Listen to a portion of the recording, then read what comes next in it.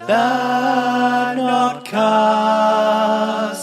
life, love and misery and deep shit. Do you ever wonder, what the fuck am I doing here? Is this it? Maybe you've got the car, career, house, family and friends. Everything that should make you happy. But still, there's this tenacious sense of being trapped, stuck, lost, or just a bit bloody empty. Welcome to the Notcast podcast, where two therapist coaches, aka theracoaches, lay bare their psycho-spiritual journey of struggle, strife, and realization in their soul search for the keys to a happier, more fulfilling life.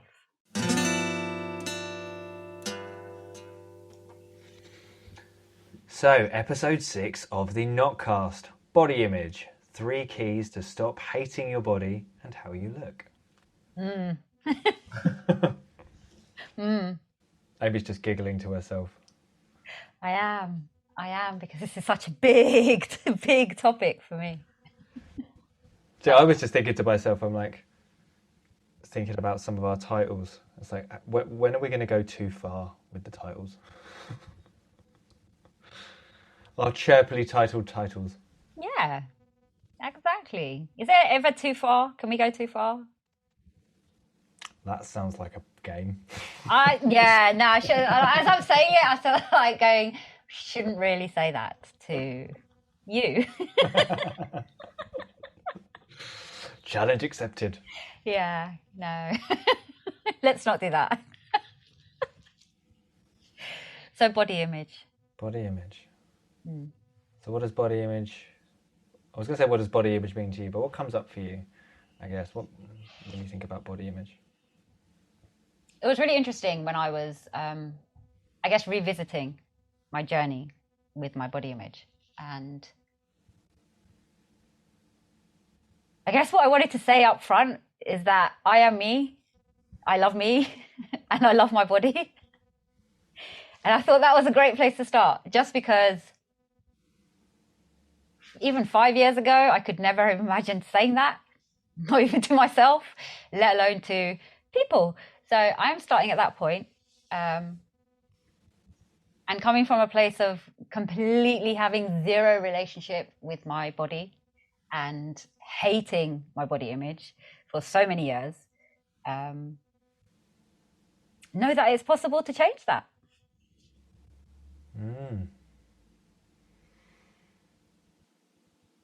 See, when I asked myself that question, I was like, well, there's now and then there's before.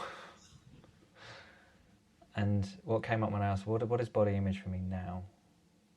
Well, the word that came to mind was acceptance. Mm-hmm. And I thought then, love and kindness. Well, that still sounds a little bit wishy-washy, but I think it's true. Because, for example, like... every time I see my mum, she still tells me to cut my hair. But I'm like, fuck off. I love my hair. And I actually do love my hair. I don't care that it's too long or whatever she wants to judge it as. I love my hair. Yeah. And it's just interesting because it's quite a stark difference to what it used to be. And I suppose in a way, the other thing that came to me for what's body image now is it's a signal. Like if I'm not happy with something, then is it because I'm not happy because I'm judging it, or is it telling me like, for example, not that I ever stand on the scales or anything anymore really, but is it like, am I judging it, or is it that I've put on weight, or is it that there's something with me that I need to address? So that's what it looks like to me now. But before it was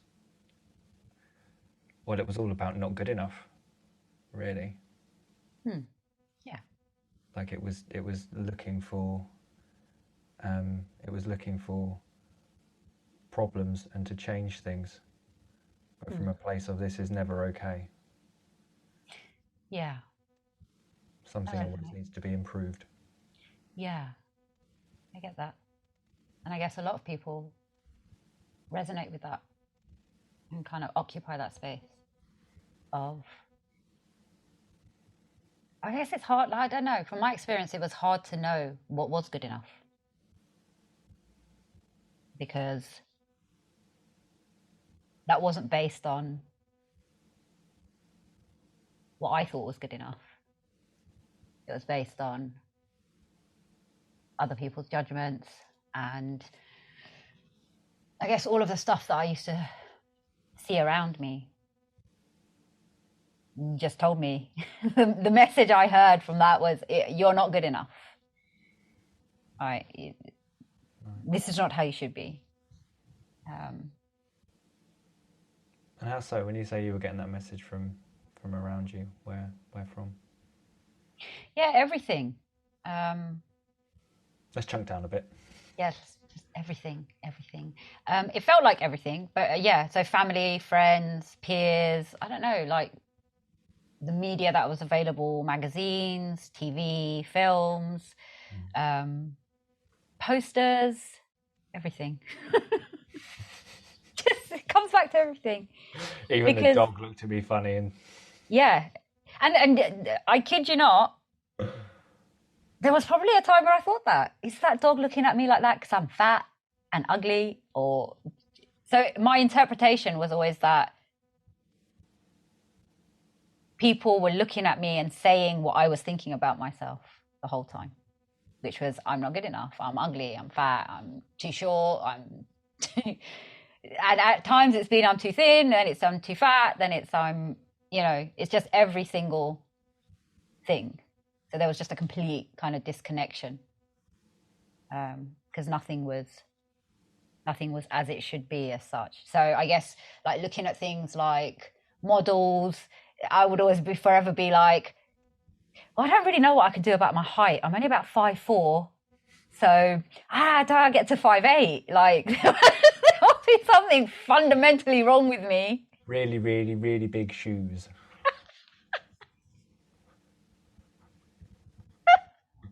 Yeah, that, yeah. Lots of messaging that,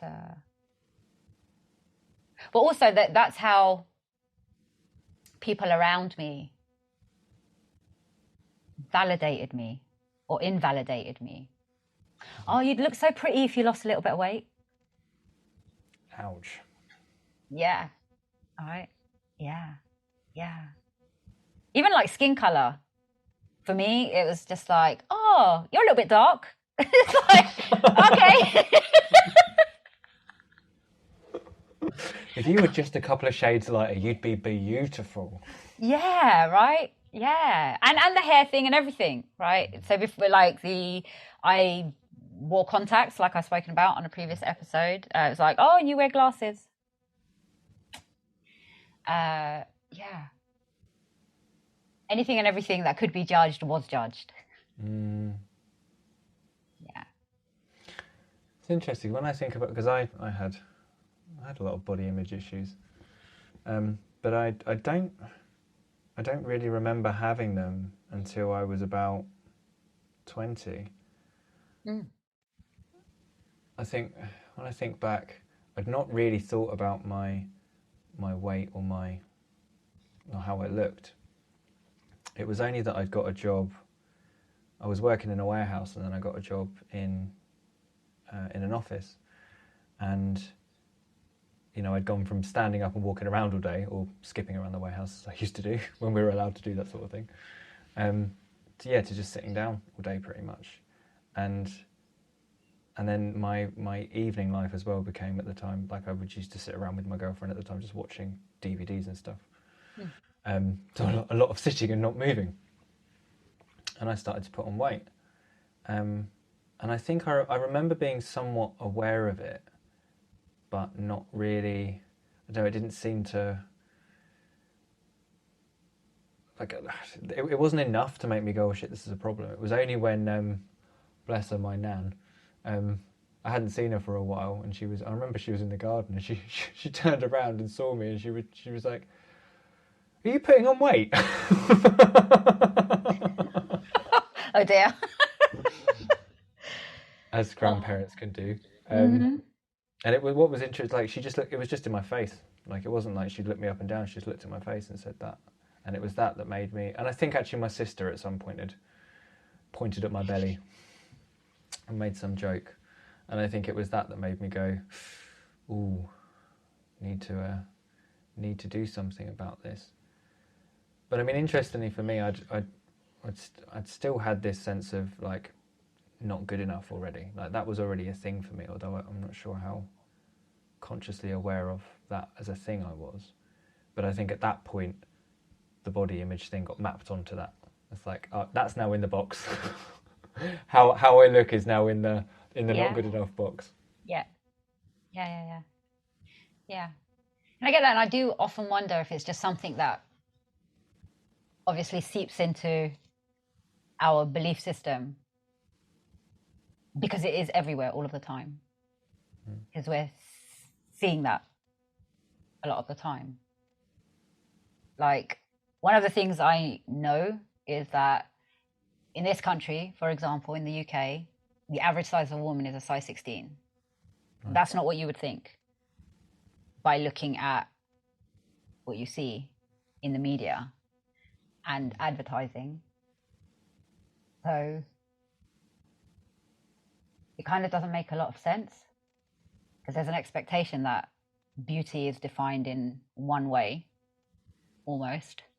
And I guess that's around us all of the time.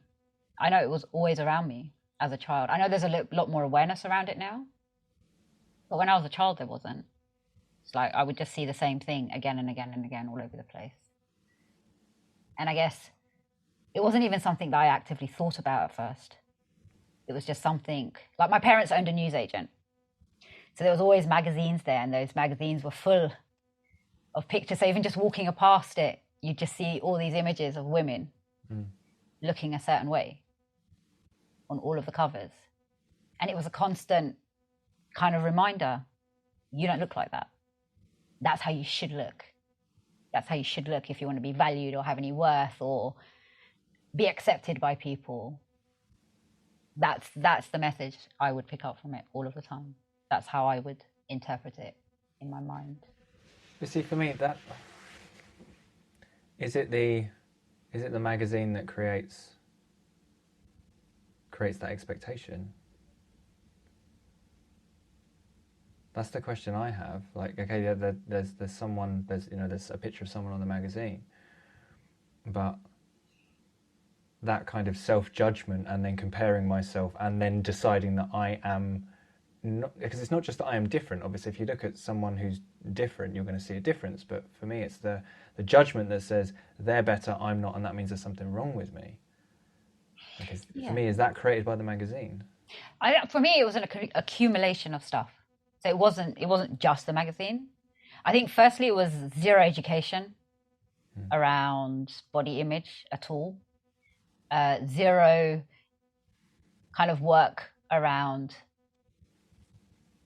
you're a beautiful, every person is a beautiful person, you're a beautiful person. Like, and these are all the beautiful things your body is capable of doing. And like, there was none of that. And then I guess it was the messages constantly around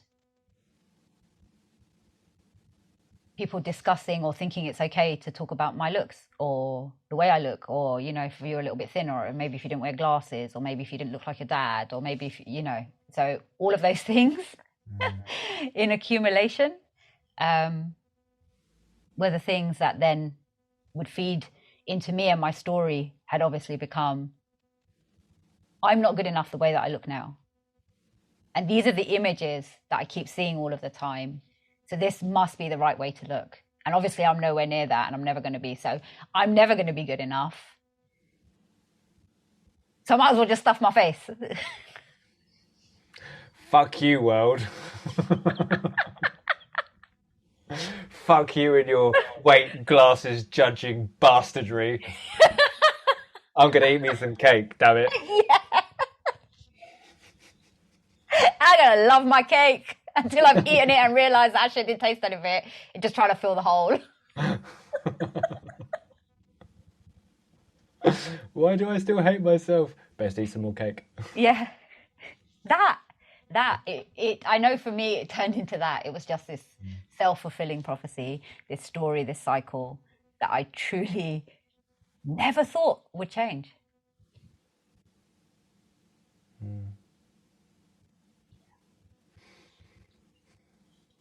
So I'm not sure if this is a segue or not, but my first one. You just made it one. Key, yeah. My first key is stop trying to change things and start trying to understand.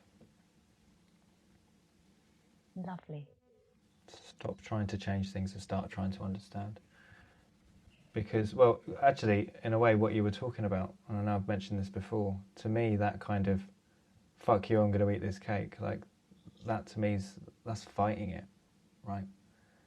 Yeah. It's fighting it in a different way, I guess, because you're almost saying, like, I'm going to do the other thing, but it's that fight response. You know, and I had loads of body image. I mean, I got to a point when I was about 25, 26, I started plucking my eyebrows because I was like, there's these eyebrows are out of place. Like, and that only started because I had long hair in the past and I got it cut, and because it was such a reaction from everybody because they weren't expecting it, because I was always the guy with the long hair, and I suddenly had, not really, I wasn't really short, but a lot shorter hair for the first time in, well, I don't know, 6-7 years. So some people would never know me not have really long hair. And it was such a reaction from people. I think then that started me obsessing about my looks. Wow. And so, well, it's like that thing, isn't it? Like you if you look hard enough, you find something. Yeah, always. And so at some point, I was like, well, those eyebrows aren't exactly even. So if I just pull a few of those out, that's how it always starts. oh yeah, exactly. And I had damn fucking good eyebrows. I'll tell you that much. I got really good. But actually, it didn't really give me. When I look back, it didn't kind of give me the look that I wanted. Yeah. Well, I think, I mean, at the time, the where I was at with it was I was like, oh yeah, my eyebrows look good. But how do I put this? Well, in some ways, I looked gay or bi, and not that that's a negative thing, but I wasn't. I'm not.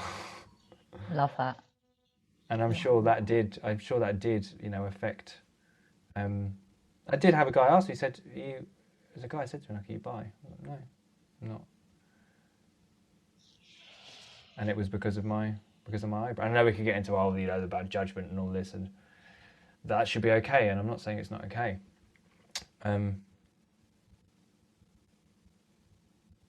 suppose it's that was coming from a place of I need to change something. Yeah. And now I don't pluck my eyebrows anymore, and I think they're fine. They're okay as they are. But I think that points to something quite interesting. It's like, I feel like with body image stuff and beauty and the way that we look, like, it's a slippery slope. One comment, like, I've noticed that so many times in myself and in people I've worked with. It could just be some throwaway comment. And it makes such a big difference depending on where you are in life. I know that's happened to me before, where one throwaway comment has just almost floored me and made me go, oh shit, I really need to change that. I really need to do something different. And then I've started one thing and it's just gone way too far. Way too far. So yeah, I just... Be careful what you say to people. Be careful what you say. Yeah. Well, there is that, but for me, there's a difference between what's sent and what's received.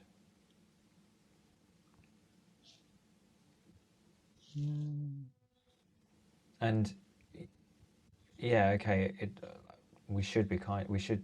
I do think we should educate people on, how other people can be affected by stuff. But I also think my interpretation of what I hear is my interpretation. Like, I have to own that. Yeah. If somebody judges me for something, like if I feel bad about that, then it's only because in that moment, I agree with their judgment. Yeah. And I guess that's partly why we're doing this episode.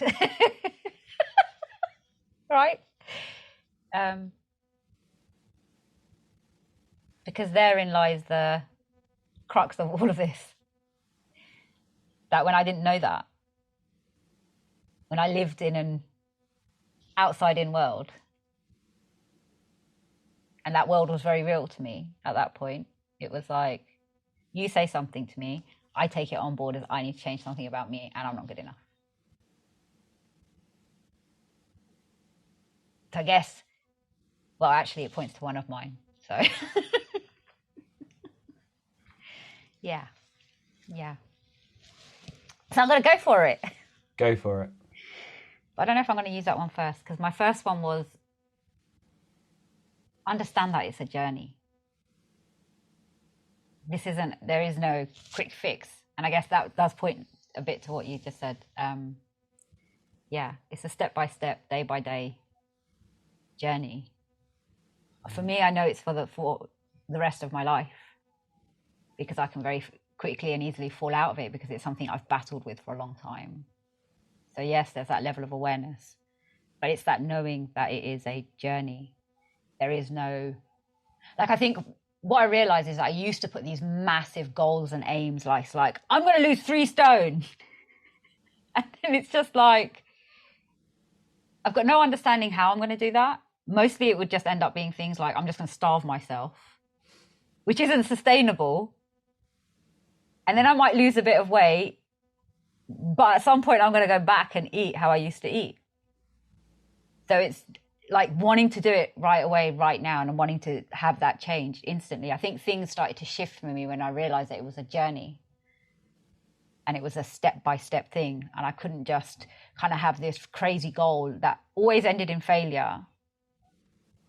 And then obviously I'd compensate by way overeating and be in a worse position than when I started in the first place. But that was just part of my story. And it would fulfill that story of, I'm never going to be able to change this. It's not something that I have the capability of changing.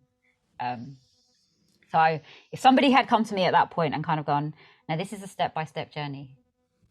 There is no quick fix to this. It's about building a relationship with yourself and really nurturing that and really building a relationship with your body and your mind. There is nothing that's just going to instantly fix it. And for the rest of your life, you're going to be fine. Yeah. So that is definitely my number one. Yeah, it's interesting because as you're talking about that, it reminded me of so when I first started trying to lose weight, whenever it was at 20, I didn't really know how to go about it, but it did get me to be conscious about what I was eating, because I was eating microwave dinners and stuff at that time, and bags of chips from the kebab shop. I vividly remember, because my mum wasn't at home much then. I remember ringing her up one evening and being like, "Got a bag of frozen peas from the freezer," and I'm like, "Mum, how'd you cook peas?" And she's like, "It's on the back of the packet." Yeah, that gives a lot away. But bringing that consciousness to it actually I did lose some weight because I was then more conscious about what I was eating. But I still then back then I didn't know anything about weight loss or diet or really anything, and I kind of just got used to the fact that I'd weighed more than I was when I was 17, which I guess you could say is somewhat normal. But I remember being about, I think I was 23, and I split up with my then girlfriend, and I was absolutely distraught. And after about 2 weeks of not being able to eat properly, I'd suddenly realised I'd lost weight, and something in my brain went, "Ooh, Yeah.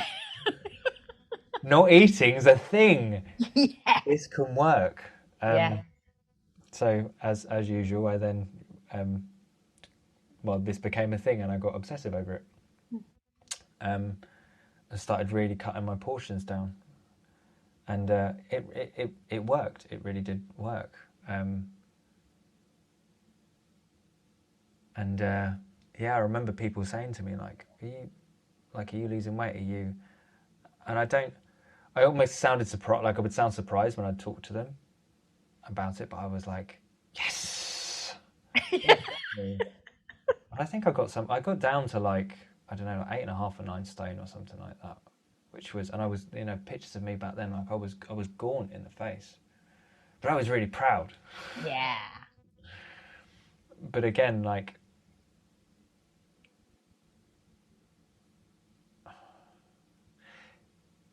yeah, for me, I suppose back then I wasn't really questioning why I was doing it. I would like the deeper reasons to why. Yeah. And that, I'm trying to remember how that kind of ended. I think I just kind of, I don't think there was some massive crash and burn with that. But I do remember like being really tired. Like initially it started off okay. But I remember just being knackered a lot of the time because I I remember like going to work and making like half a sandwich and a few nuts in a tiny little Tupperware. Wow. Yeah, like stuff like that, and eating like one Weetabix with like a tiny bit of milk on the top. Yeah. Like not enough, so it was just enough just to make it a little bit soggy. Yeah. I get that. That resonates deeply. Yeah. Yeah. But that leads me on to my second point, because what I don't think I was very conscious of was not asking myself this question, which is ask if I could change this, or if I can get to my goal or whatever it is, what do I think this will give me?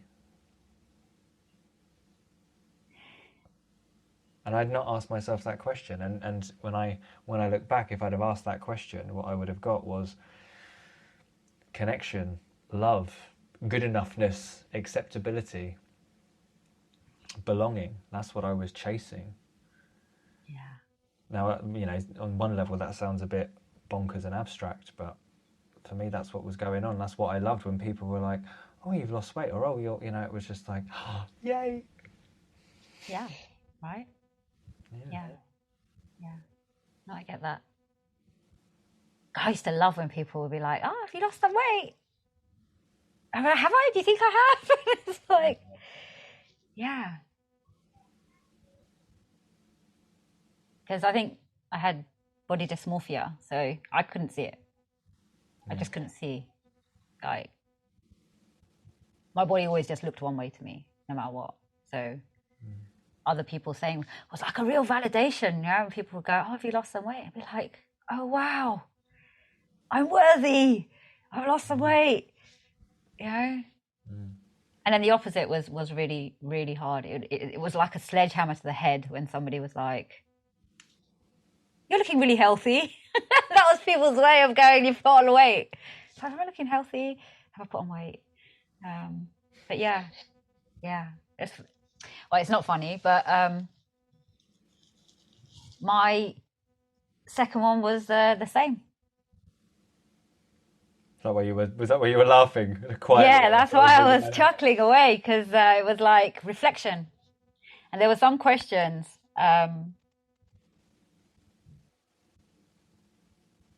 My question to myself, which started a big reflection, and it was, what would it be like to like my body? Like, what would become possible for me if I actually liked being who I am? what would happen if I was able to love my body? And I think for me, those things really opened up so much self-inquiry around what was really going on.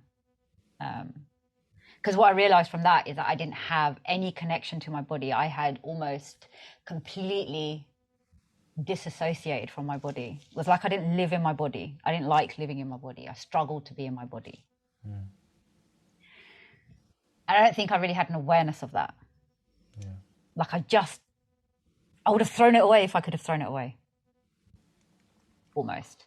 Yeah. So kind of those questions were the things that really opened up my world to, there's a possibility of this being different. There's a possibility that I could create a relationship with my body. There's a possibility that my body is a lot more than just this thing that people see and is never good enough. So yeah, mine was very similar to yours. Well, it's funny you say about that, about the relationship with your body and loving your body, because that definitely, like, that idea never occurred to me at all. I didn't even think that would, not even think it was a thing, but like I wouldn't even understand why it'd be necessary. And I remember, like, I had some real judgments about people who go to the gym, and it was like meatheads lifting weights. Until actually I found one of my close mates was really into it, and he brought some weights around, and then then some of those judgments started to dissolve. But then my brain's like, oh, this is a way we get good enough. This is a way we'll get love. And I got into weightlifting. And in some respects, the positive side was, you could say, I was looking after my body, and I was trying, and it really helped my back, because it was like, now I'm learning about strength training and stuff like that. But a lot of it was driven by this sense of, I want to look better. I want to, and I want the attention for it. I want the love for it. I don't think I ever said it out loud, but there was this part of me that was like, I'll be loved by more people. I'll be more likely to be lovable if I'm big and strong and got big muscles. Yeah.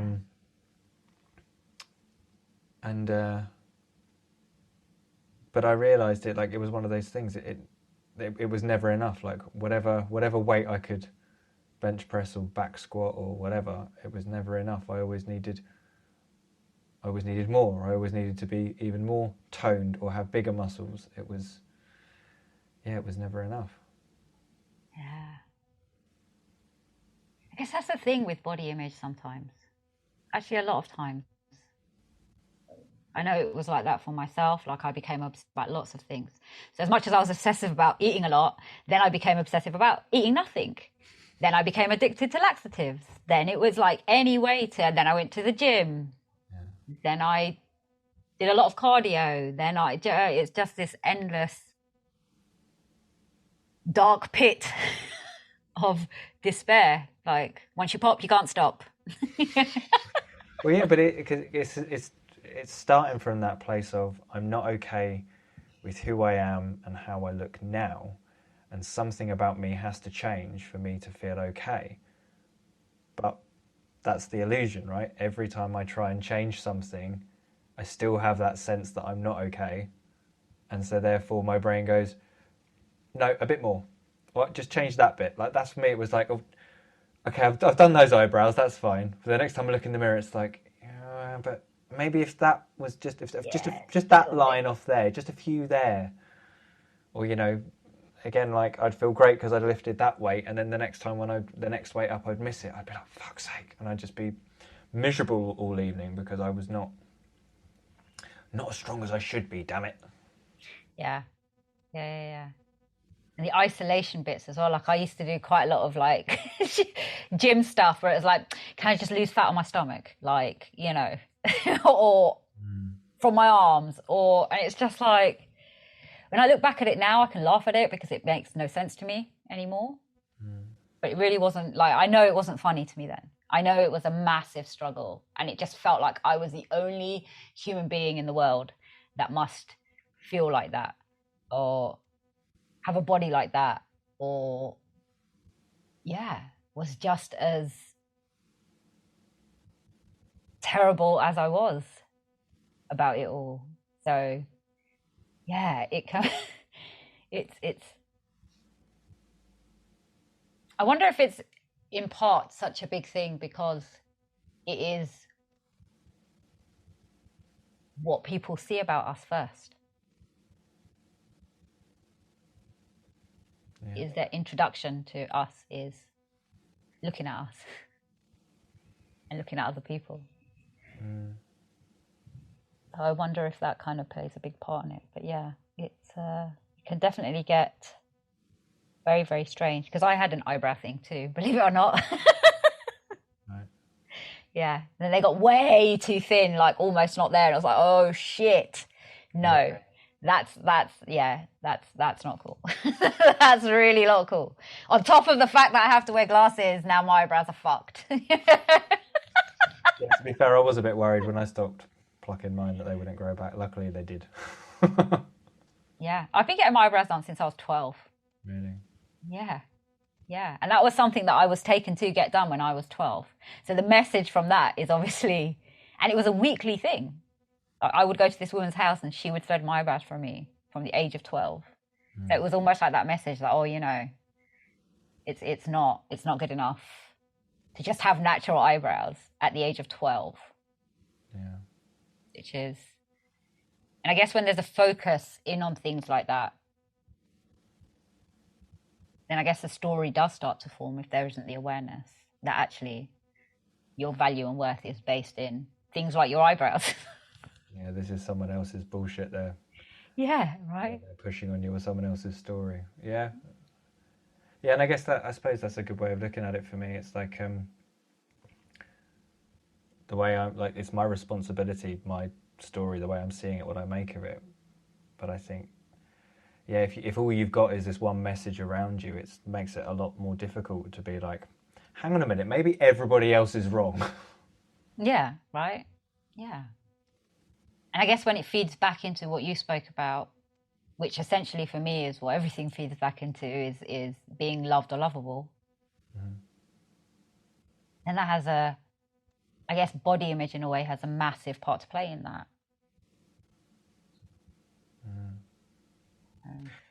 Well, that leads me on to my third one. Have you done your second one? Did you do your second? Yeah, it was the same as my second one, wasn't it? Yeah. I lose count sometimes.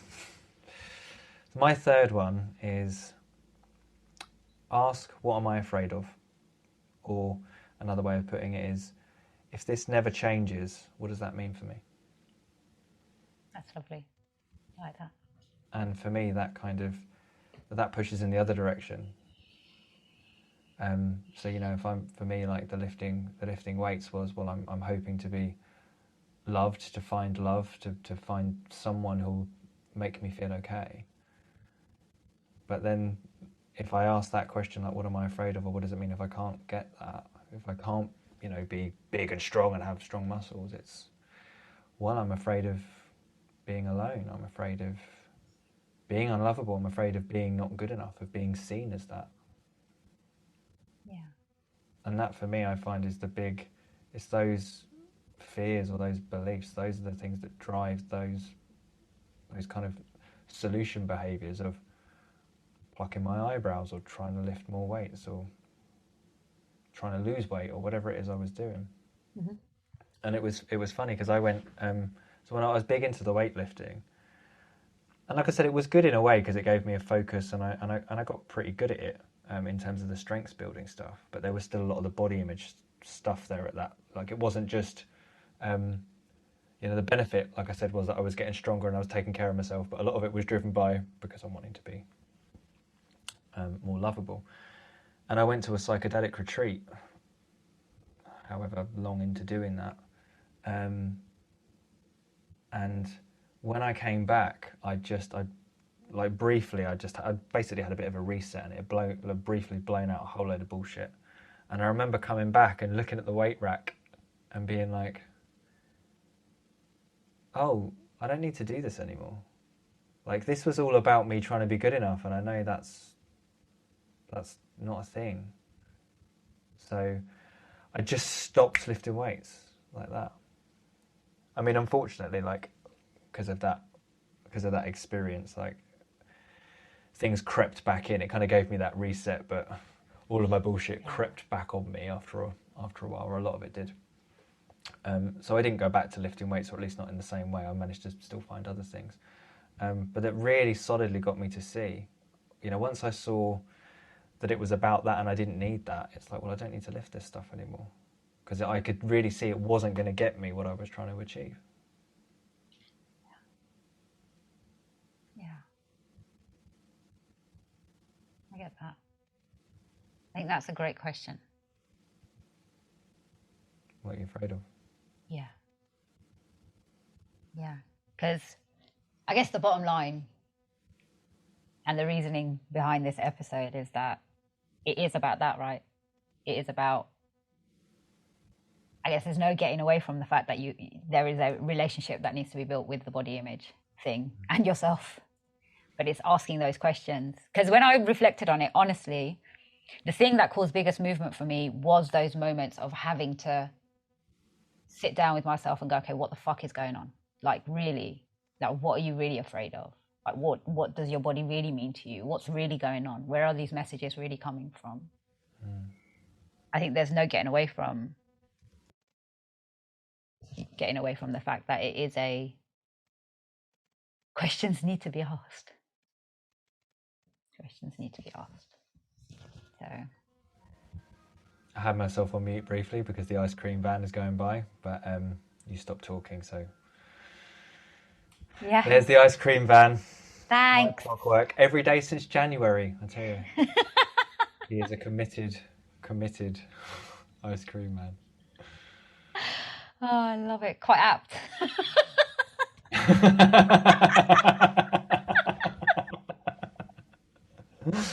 Absolutely. Yeah. Can I get one with a flake, please? I don't think they transmit via Zoom very well. But I'll have a go. Damn. Yeah. I'm trying to think what else comes up for me about around body image, and I'm trying to think about when it stopped being such an issue for me.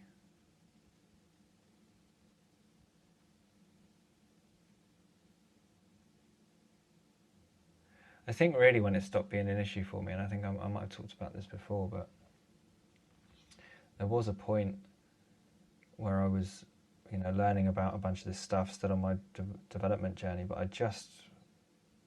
was just like, oh, I don't feel not good enough anymore. And I didn't have to, because in the past I was doing all these therapeutic techniques on that to try and smash the shit out of that limiting belief. Yeah. That you do in from therapy school. And then it was just, I must have had some insight at some point that I'd not realised in how I was seeing myself in the world, and I was just like, oh, I just don't feel not good enough anymore. Yeah. And I don't mean that in a kind of like I never get insecure and I never am concerned about stuff, because that'd be a bold-faced lie.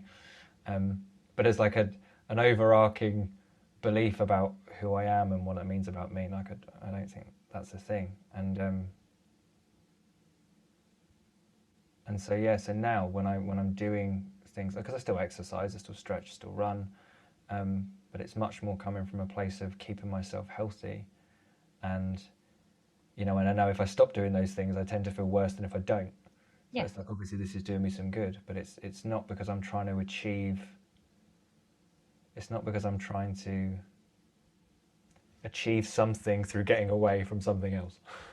Like, I'm not trying to achieve lovability through getting away from being not good enough. I'm not trying to solve the not good enough problem or the lovability problem. And I know we've talked about this a lot. Mm-hmm. What really changed for me was I saw that, love isn't something that comes from outside of me. Like, I can enjoy love with somebody, but I don't need them as a drug or this thing as a thing to complete me. Yeah. And so, yeah, that really changed my perspective then on, on why I would do certain things. And like I'm still careful with what I eat now. I'm a lot more conscious of my diet, but mostly because I find like if I overeat, I feel like shit. If I eat too much sugar, I feel like shit. And yeah, and I'm just more in tune with myself now, and it's not coming from that place of, oh, I need to do this because, and I can't do that because, and there was all these rules around it before, and a lot of those have fallen away now, and so it is really more about, listening to myself and doing what makes sense rather than trying to solve a problem or avoid something I'm afraid will happen. Love it. And that leads into my third one very nicely. So thank you. Which, as always, is to love yourself. And I know that that's a broad kind of place to start with it. So I'm going to explain, because my moment, or when it changed for me, was when I started aligning with the love that came from within me. And I'm not saying it's a thing which you just switch on, because it's been a fucking huge journey. So I'm not going to dismiss it and just go it happened overnight, because it hasn't. Oh, yeah, just love yourself. Yeah, just go love yourself, darling. No, it was a process, and hence my first one was step by step. But the first part of it was really recognizing that it was a whole issue. Like, my body was not an isolated issue. And it was that kind of aligning and starting that process of reconnecting to myself. In the first instance is the first thing I needed to do, and really understand that it wasn't a body issue. It was more a mind issue. And being okay with that. And then giving myself understanding and compassion and being kinder to myself and being there for myself with patience, like I am with other people. So when I say love yourself, it's like I had to love where I was. I had to be okay with that and not hate it, because otherwise I couldn't change it. So it was just starting that process of reconnection that really helped me. And then starting to notice different things about my body, like how grateful I was for the little things that my body is capable of doing, which I'd never given attention to before at all. It's like, this body keeps me alive. It allows me to do all of the fucking amazing things that I do on a daily basis. So I think it was a shifting perspective when I started to reconnect. And I almost feel like I had completely rejected my body. I had felt that rejection from other people, I guess through violation. I had just gone, no, this body is not good enough. Like, I think there was points where I was disgusted with being the human being that I was. So it was really about being able to get to a place where I could be kinder to myself and show myself some compassion and really start building that relationship with it, because nothing changed until I got to that point, really, where I started to ground myself in the reality that it wasn't a fix that I had to do on my body. It was really about understanding where I was as a human being. And when I did a 100-kilometer walk for charity, and that was definitely one of the times that highlighted to me how fucking amazing my body is, that it got me through like 100 kilometers. And there was no getting away in that, like, 2 days. I couldn't get away from my body. Like, I felt it in every single sense, but it got me through. And it was those reflections and starting to build up that real relationship and understanding with myself that started to shift things and shift my understanding of what my body and my mind needed. And like you spoke to, it was that being in tune with all of it, which really helped me to understand what my body needs and what feels good and what doesn't feel good. And that it wasn't just based on, I have to look a certain way to be accepted. It was that I was rejecting myself, and I needed to realign with that. And I needed to start respecting myself and my body. And that literally, it started with me kind of being able to look in the mirror, because I couldn't even do that before. Like I could look in the mirror, but not really look at myself. So it was a process of, at the beginning, it was fucking cringy. I would look at myself in the mirror, like really look at myself in the mirror. And what I saw started to change, you know, and it got easier to just stand in front of that mirror and look beyond the story. Yeah.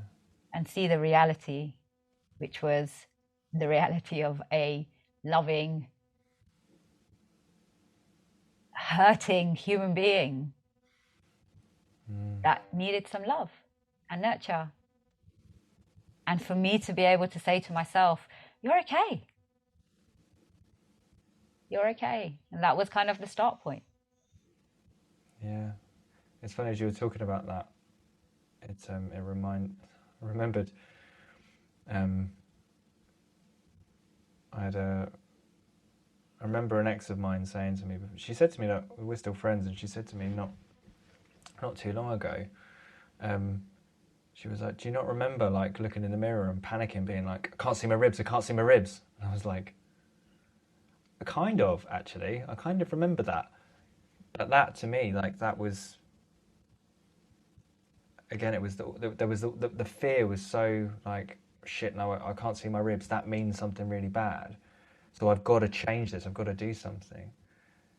There was no like, that was so important that there was no space to consider acceptance, love, anything like that, which I guess comes back to my first point, right? If you can stop trying to combat it, stop trying to do the changing, which is difficult if you don't understand what the fear's about and all of that. Yeah. Then you can start to look at, well, what's this really about? Like, what's actually going on here? Yeah. And I think it is a big journey, and I think it's very useful to have support around that journey. I have to say that it wasn't a lone journey for me, like, because it was really hard work. Yeah. And I know that I speak to people that really, really struggle with it. And no, it's not helpful to have people in that are pointing things out like that. Like, I really had to work on, because the people around me didn't change. And I had to be okay with, that's them. Like, that's what makes sense to them, and not get caught up in those things all of the time. Like looking at myself in the mirror and going, oh, that's looking a bit, oh, that could be a bit different, or, you know, but rather looking beyond just that and really being able to look at the person, the whole person behind that body, inside that body. And I really feel like when I started to connect with my body, like you said, it wasn't that I then had to actively go, now I need to lose weight and do it the way I used to do it. It was just that I was a lot more in tune with what felt good and what didn't feel good. And that was like the nicest journey I've ever been on. Where it's like, actually, it feels really good to go and run. Actually, it feels really good to lift weights for a bit. Actually, I don't really feel great when I eat this. And then my relationship with food and working out and all of those things changed from a place of, I can only eat this and I have to work out and I have to do this. And it just felt like hard work and painful. And I would beat myself up if I missed a day or whatever it was. It just got to this lovely place where it was like, this feels good. My mind and my body likes this, you know? And it was a lot more intuitive. And it made all the difference. Because loving myself meant that I wanted the best for myself. And when I wanted the best for myself, it was like, I want my body to feel good.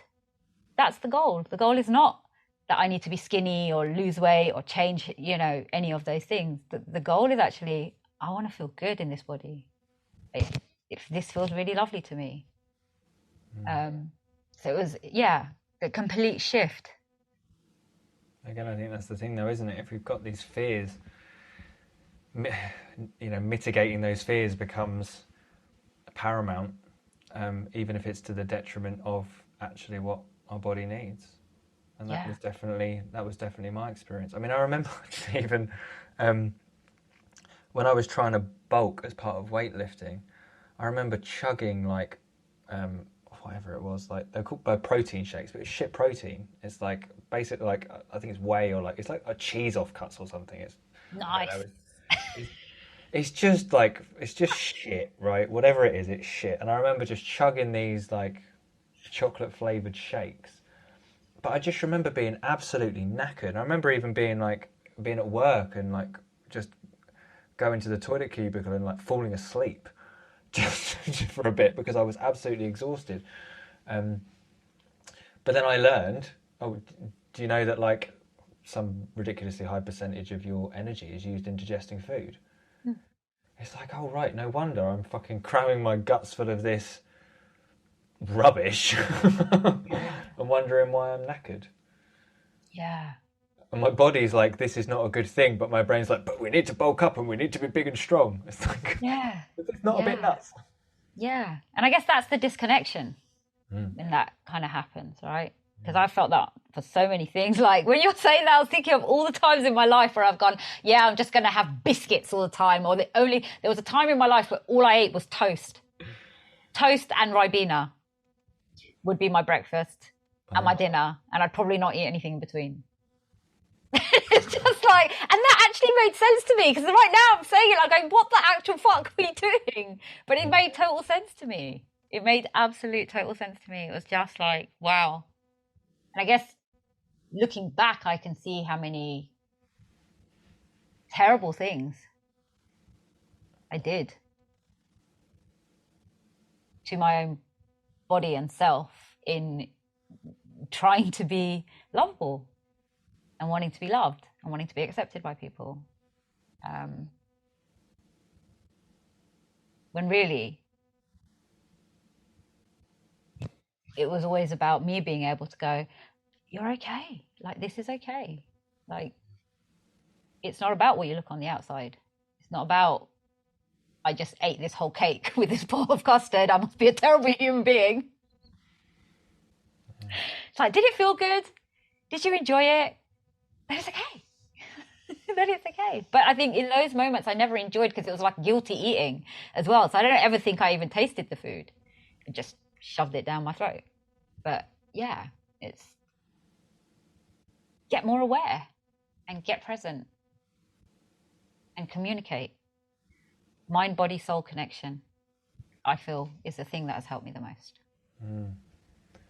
Yes, it's funny as you're talking about that because I think what sparked it off for me with the the body image thing was I remember when I had long hair, and like I don't know whether this is true, right? But this is the story I had. Right.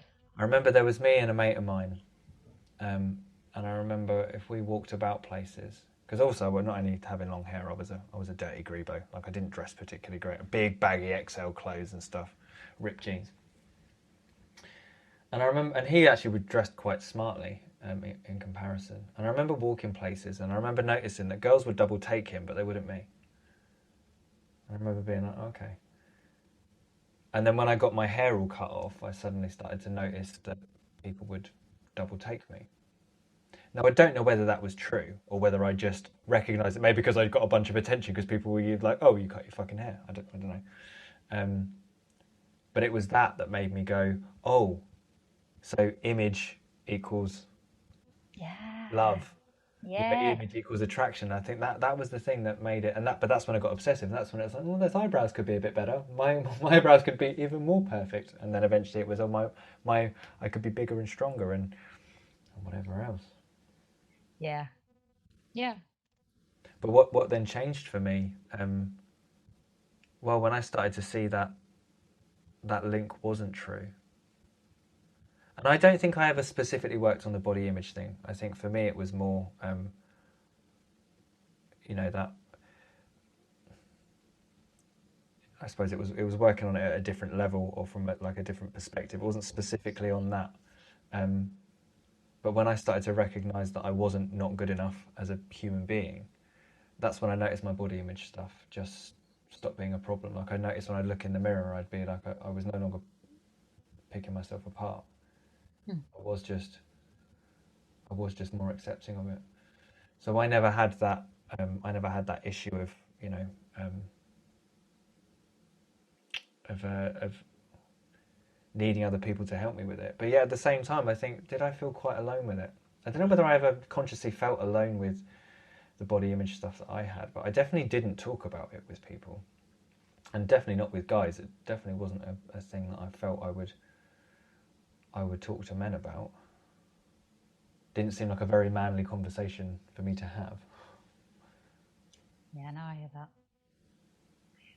And as you're saying that, I'm thinking, oh my God, the amount of conversations, like every conversation would involve somebody telling me that, their body, and their body's not good enough, this isn't good enough, they're on a diet, have you tried this new diet? Like in conversations with girls and women, it plays a big part.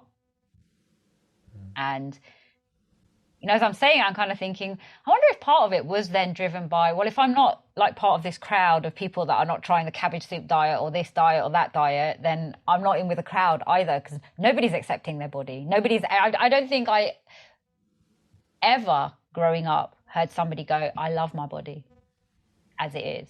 It was always a complaint about something not being good enough. I very rarely meet people actually that are just have nothing to say about it. And also going to a girls' school, I think that had a bigger impact on it as well. Really? Yeah, I think so. And like when girls started getting boyfriends and stuff, and it was just like, oh, maybe I can't get a boyfriend because I don't look good enough. Right. Of course, dismissing the fact that I'm in a girls' school.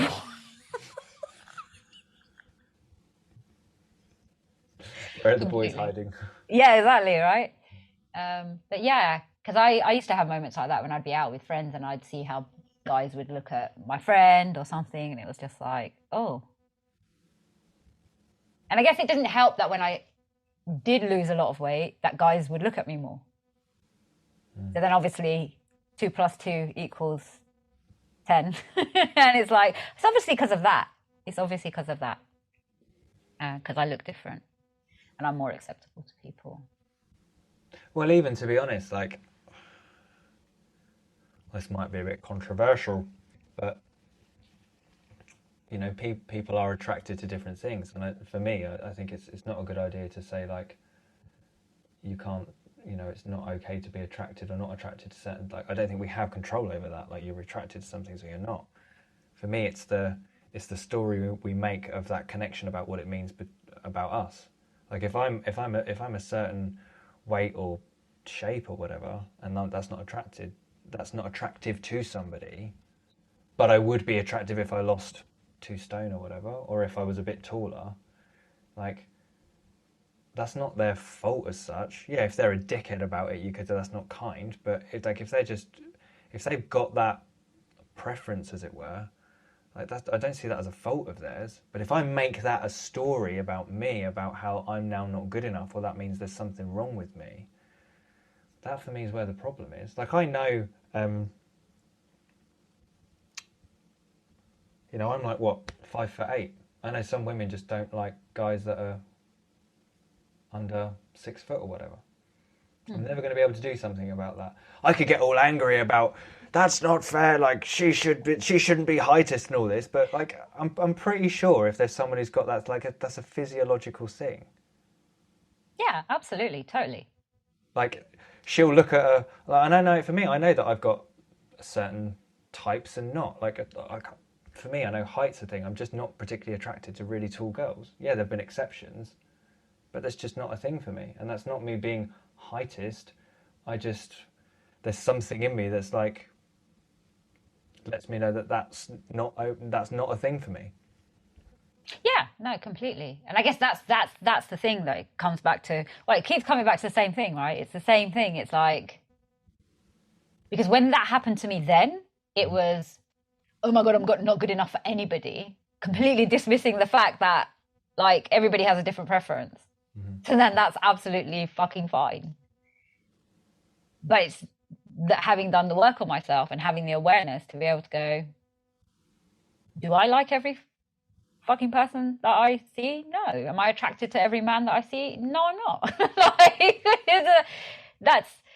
I guess it's that shift. It's more about that shift of awareness and doing the work to be able to kind of understand what the story is and what's really going on and how we work, right?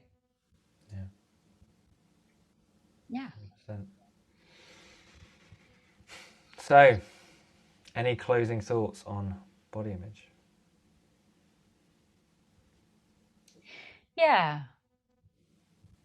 Inquire gently and kindly about how you feel about your body.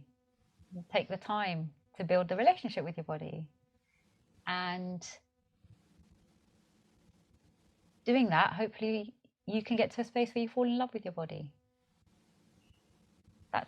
That's what I'm going to close with. How about yourself? Mine was going to be along similar lines. Put down the sword, stop fighting, start listening. That's what I do. Love it. Episode 6, done and dusted. Absolutely. You've been listening to the Notcast podcast, Life, Love, Misery and Deep Shit, with your TheraCoach hosts, David Bird and Amy Dave.